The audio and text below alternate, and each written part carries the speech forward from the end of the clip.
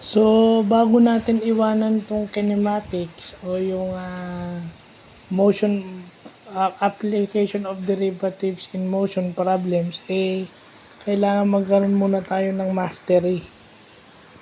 So, nakakuha tayo ng iba't ibang problems na may kanya-kanyang solutions para may mastery lang. Hindi tayo nakapokus dun sa basta yun yung problem na yun lang, hindi.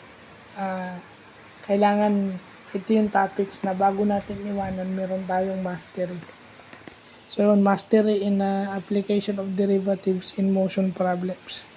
Kasi yun yung kasi minsan kahit alam mo na, pero kung hindi mo ma-master, kasi kulang sa examples, hindi mare-retain sa utak yun eh. Usually, problema yan ng karamihan eh. Alam nila nung sa una, pero after a while, nakalimutan na.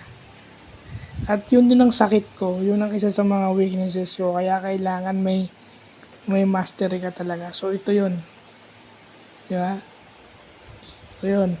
Paano kung ang given, ang velocity, usually kasi hinahanap velocity. Pero paano kung given yung velocity, zero siya?